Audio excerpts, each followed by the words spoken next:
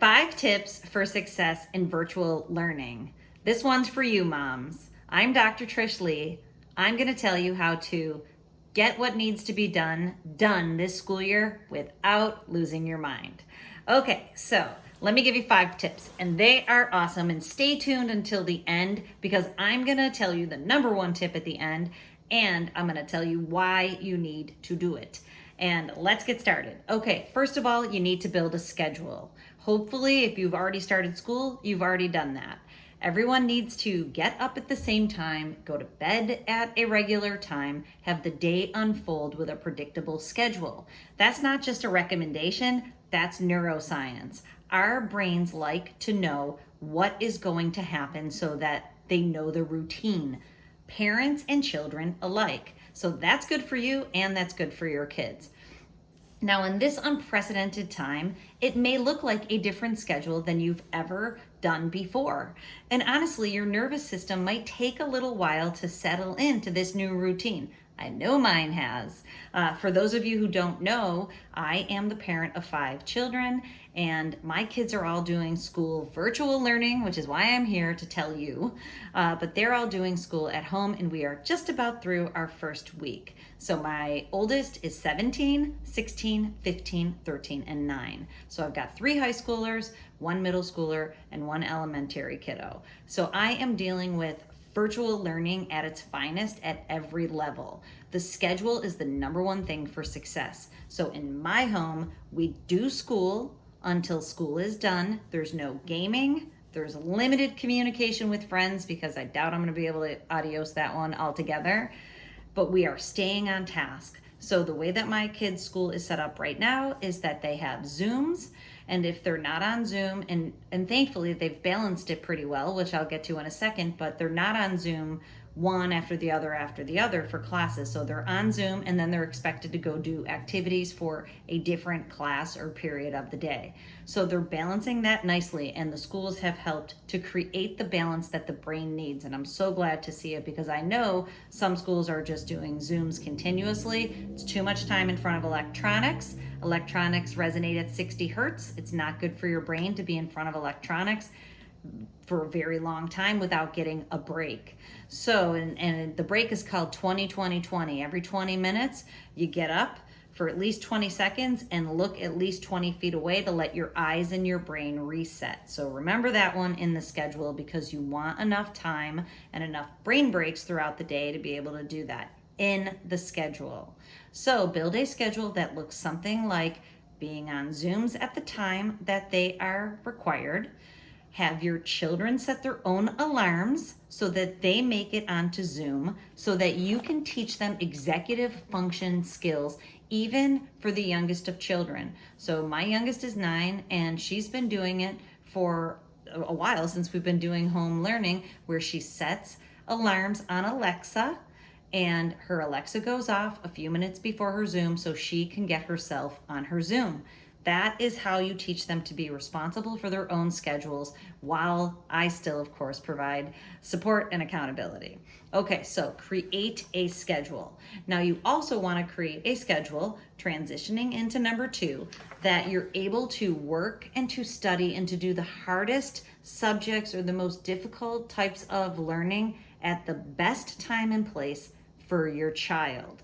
Now, I just ordered some of my kids, my youngest ones, didn't have really good desk chairs to go along with their desks. They kind of had, like, my littlest daughter especially has a vanity set with a chair that is not acceptable for long time at home learning. So we ordered her a desk chair. So every one of my kids has a desk and a proper chair for proper ergonomics throughout the day, but a dedicated learning space during the times of day that they can learn best. So if you're a morning person, you want to get up and attack the hardest task first. And that's what works best for most people. So if your 17-year-old tries to tell you that they're a night owl and they want to do it at night, encourage them to do it early because that's what works for most brains. But some people will develop habits into adulthood where they consider themselves night owls and work best at night.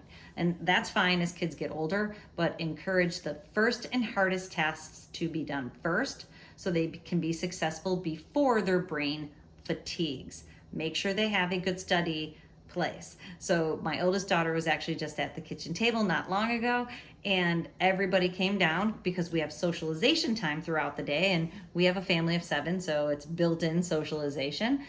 Everybody was in the kitchen, and she's like, she said it in Spanish, but I don't remember how to say it now, that she was trying to study and that she had to take herself out because she was trying to study at the kitchen table. She has a dedicated space. She just came out of it for a little while. But that's the socialization place, which I have now effectively called the cafeteria. Actually, I call it a cafeteria upgrade. Unfortunately, guess who the cafeteria worker is? You're looking at her. Breakfast, lunch, and dinner for at-home schooling. I hear ya. So they have proper time and proper place for studying. Okay, moving on to number 3. I wrote them down so I wouldn't forget.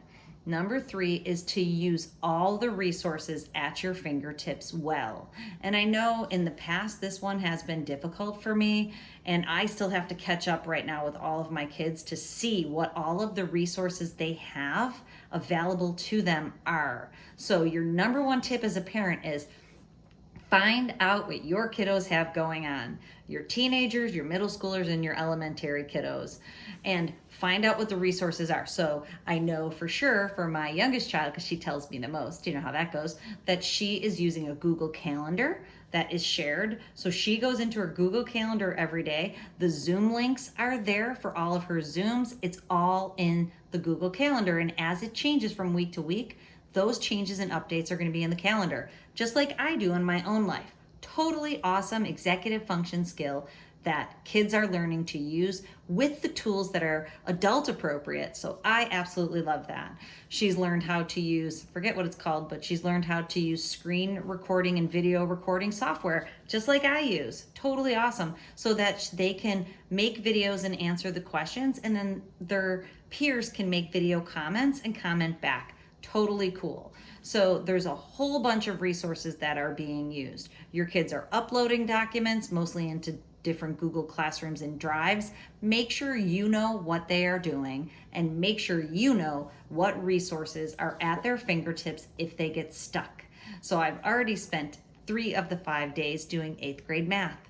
I need to find out what my resources are for 8th grade math, because as we get going, I am not confident I know what I'm doing. I'm actually very surprised right now at how good my graphing skills are. I haven't done 8th grade math in a very long time. And I will tell you a little secret about myself, which I suppose I shouldn't be ashamed to share, but I'm not that great at math.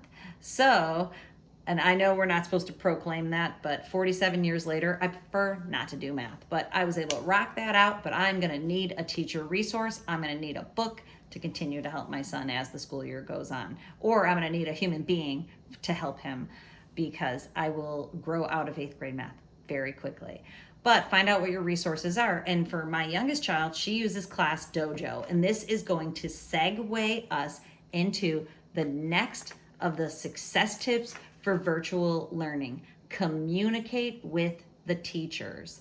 And I know that communication will probably need to be more in quantity and in quality with this virtual learning year that we are setting out on, but it's really important. And I have the best story from last semester.